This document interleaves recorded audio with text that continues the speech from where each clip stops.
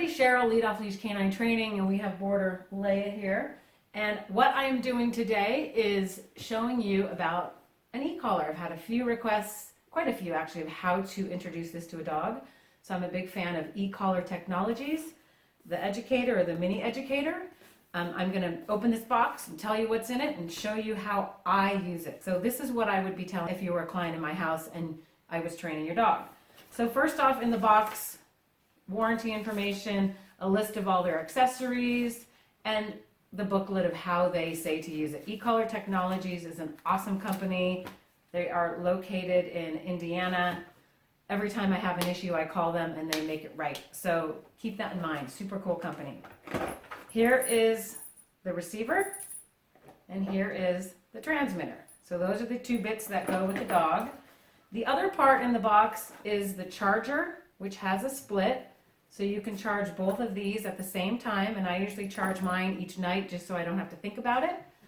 That's the charger. You also have a lanyard. Definitely wear it around. I can't tell you how many times I've been wondering where the e-collar is, like frantically looking for it. And had I just had it with the lanyard on, how much better life would have been in that moment. And sometimes if you're working with an aggressive dog or a reactive dog or somebody that's counter surfing, you don't want to miss the opportunity. So wear it on your body. That's kind of what I do often. All right, that's that lanyard. There's also some other little tools in this bag. These are stimulation points, extra ones. These are longer than these shorter ones. So there's the shorter ones, and here's the longer ones. Longer haired dogs. So these have nickel in them, and sometimes a dog will get like scabs. They almost look like cold sores right here from where the stim points are touching. It's not burning your dog. People think, oh, my dog's being burned. That's not it. They are allergic or having a reaction to the nickel in here. So the company makes hypoallergenic points, titanium points, anything you may need, these special wings. If your dog is having reactions to the nickel in here, just call them up and get a different metal that's in the stimulation point. So that's in the bag. Don't lose these. You might have a long-haired dog that you actually have to shave a little bit to get it in there. Also, we have this little doohickey, which is the tool to change out these stimulation points. It twists, and then you take this off. You can see it. Can you see it there? So it loosens it and tightens it. That's what this tool is for, so don't lose that. You also have this little thing. Reminds me of a little oxen yoke. But that, if you're ever wondering, like, is this stimulation working? Because it's a battery in there, and after 2 years of use, a year and a half of use, you might be wondering, is the stimulation happening? I don't know if it is. So if that's the case, you can use this little, there's a little LED light in there, and when I depress this, the stim button on the transmitter, you'll see the receiver light up red. That means it's stimulating. Now as I roll the number up, you'll see this over here getting brighter as we're at a 94. Oops, my finger went off. And now as I roll down, it gets, less bright. I'm having trouble holding my finger on at the same time. There we go. There we go, all the way up. And now we're gonna go all the way down. So you can see that light dimming. So don't lose this bit. I tell people, take these parts and put it in your junk drawer and don't lose it. And I will never not e-collar condition my dog in the future. So I hate to say it, but dogs just don't live as long as we do, and you might have a few dogs that you can use this collar on. So keep this stuff around. You might go from short hair to long hair or what have you. All right, now to the main attraction here, the e-collar itself. This is the receiver. To turn it off and on, you match this little red thing here to this little red thing, and you'll see that go red. Now it's off. And green means on. This is flashing green when it's fully charged. It will turn to a lightish yellow color and then go to red, or kind of an orangish yellow color, and then go to red when it's dead. I charge it every night. That's what I do. So that's important to know, that color of that flashing green. Now watch, when I hold this, the stim button down, which I'll tell you about the stimulation button, you'll see this light up red. So that means the stimulation is being sent from the transmitter to the receiver. Okay, so that's what's going on there. On and off with the little magnetic red button, off, on. That's the only way to turn this on. Pay attention to this light, flashing green, you're good to go. Flashing red, it's dead. Solid red, stimulation's on. Then we talked about the stimulation points. You can change those out if you need to. We also have, right here is the charging port. So that split over here, it's pretty obvious, but there's two. Like I said, there's a split. It just fits right in there. Simple bimple, plug it in, it's charging. This is totally waterproof. I have had my dog on a river trip and been in the water for hours. It's totally waterproof unless this little rubber gasket is not closed and flush. So keep that in mind. The other bit I want to talk about is this light again. So that's talking about the stimulation and whether it's charged. Now watch, you're going to see a bright light. That's the disco flashing light. And then a solid bright light, and then off. So I have clients that walk early in the morning or late at night, or if you go camping, you can find your dog in the woods. You always know where they are. It's pretty cool. So that's the receiver. I put this on. It has to be tight. It has to be tight because if you have it on your dog and it's dangling and loose, and the dog knows what it means, and now you're at a 10, you're like, come. 10, you go up to a 20, come, nothing. Finally you get up to a 60 and now your dog is shifted and it's actually touching, and you hit it at a 60 and your dog freaks out. So don't want to do that. You have to keep it tight. It has to be touching, into the skin. Sometimes you need to shave. So I'm at a 13. I want you to see that it's probably going to do nothing for me. Let me see if you can see the light. Let me put it where you can actually see the stim happening, meaning that light is turning on. That's a 13. I can feel it. You can see a little bit of quivering. I'm going to go to an 18. You're probably going to see this. And this is a TENS unit. This is what people use in physical therapy. You can see a little bit more twitching. I'm going to go up a little higher. 22. Doesn't feel good, but that's what it does. It stimulates the muscles, and people that are in physical therapy or are physical therapists know exactly what a TENS unit is, and that's what this is based on. So that's it for the receiver, the light, the on-off. Make sure it's tight. You can cut this once you figure out the length. Put it through both of these buckle parts, and then cut it with another inch or inch and a half.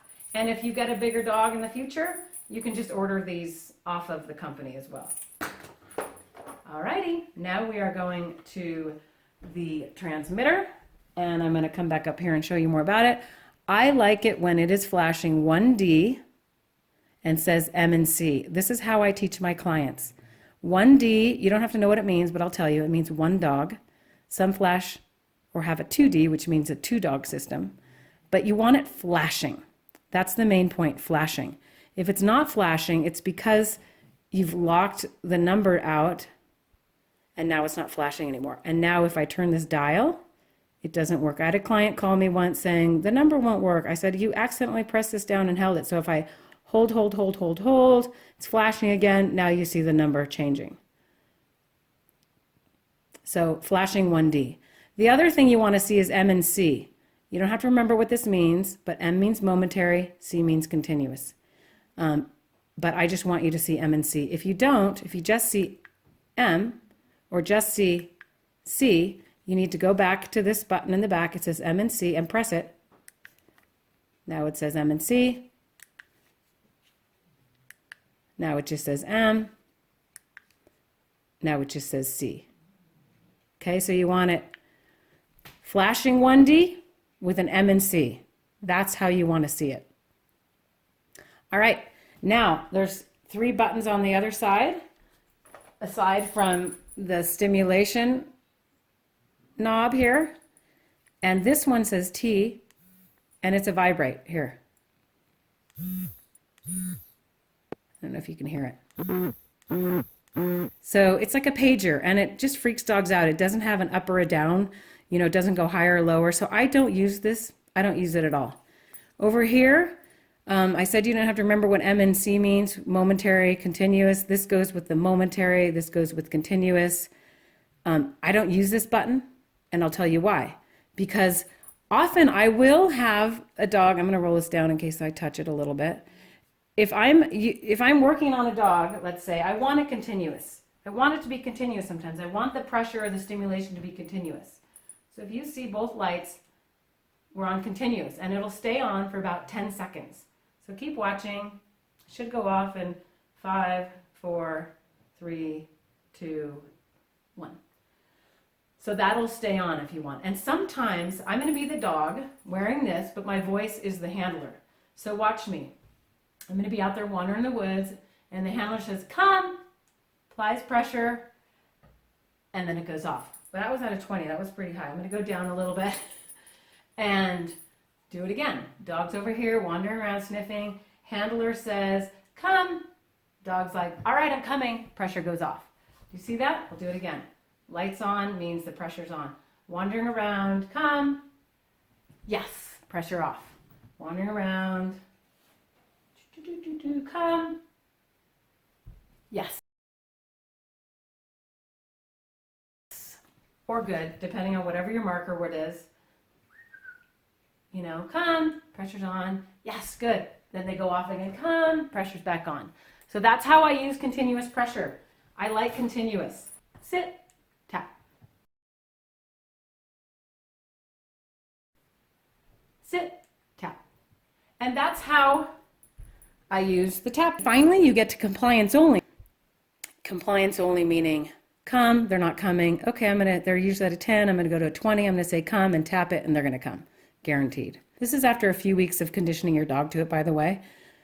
You get to compliance only, and that's the long-term goal of the e-collar, is they should just be conditioned to come when you say come, but every now and then they need a little bit more of a oomph. So that's that.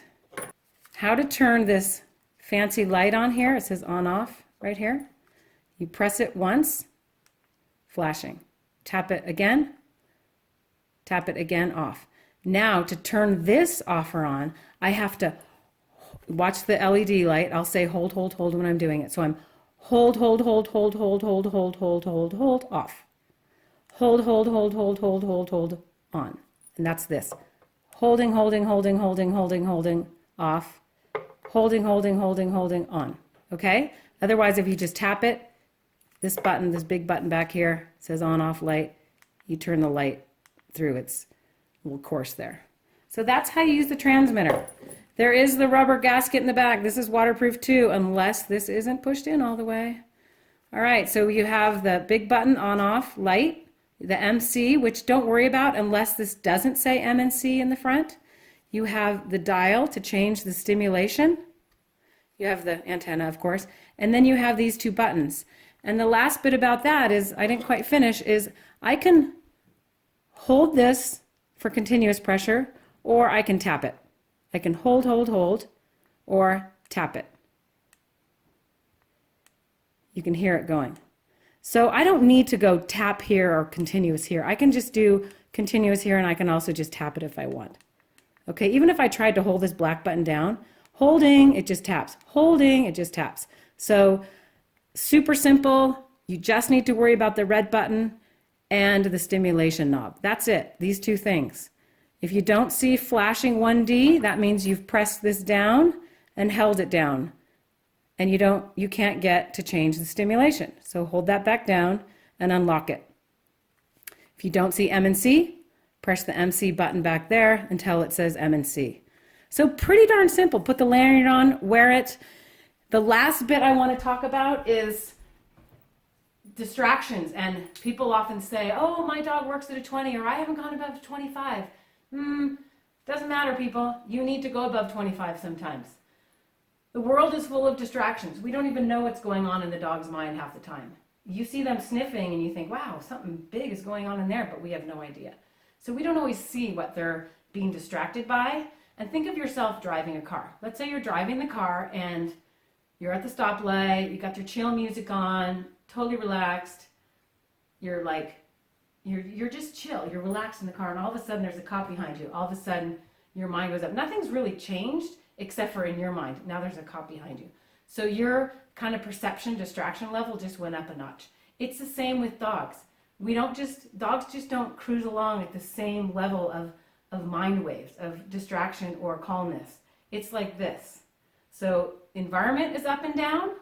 There's a deer. The deer's gone. There's a bunny. The bunny's gone. Ooh, what's that smell? Oh, there's another dog. This kind of a thing.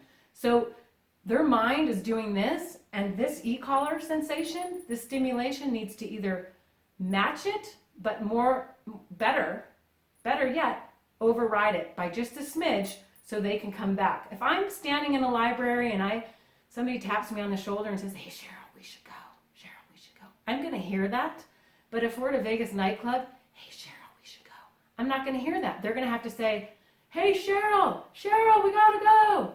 They're not being mean. They're just finding a tone or a volume that actually reaches me. And it's the same with the dog. So don't get stuck on a number. Pay attention to what they're seeing in the environment, what their brain is doing. If you can, click into that, that'd be awesome. And then find a number that just overrides that distraction. Sometimes a dog might work at a 5 in the house for a low-level recall, but outside, you might have to be at a 50 because they're chasing an elk. But that's still considered low-level recall. Hope that helps. If you have any questions, put them in the comment section or message me. And bottom line is, keep it simple and don't get stuck on a number. Make sure you're overriding your dog's distractions and using this. This is an awesome tool. I will never not condition my dog to it, any of my dogs to it again. And use it. It's awesome. So this is a super cool tool. I will never not condition my dogs to e-collar training. If there wasn't a leash law, I wouldn't put a regular leash on my dog again. He's awesome with it. And to be honest, he probably uses this maybe 5% of the time because I've gone somewhere new with more distractions, or have new dogs coming over that I'm unsure of. So I'm going to put this on so I can have control of him. But otherwise, he's just conditioned to be a good dog. He really is. And it's through this that I've gotten him to be 100% off-leash reliable. All right, so if you have any questions, put them in the comment section and I'll get back to you. And one last bit of info is people say, well, how long do they have to be on this? And if you think of a regular leash is in a dog's life for the entire life. It might not be on 24/7, but it's definitely in their life. This is just a Bluetooth or wireless leash for your dog. It's a way to connect with them and touch them and reach them from afar wirelessly. So just like a regular leash, it's probably not a 24/7 tool. Maybe at first, maybe not at night, but first all day long, use it. But after some really continuous work with it and follow through with it, you're going to have a dog that might need it 5% of the time, 2% of the time. So, but you keep it in the dog's life, just like a regular leash. All right, everybody, have a great day. It's Cheryl, lead Off Leash K9 Training. Bye.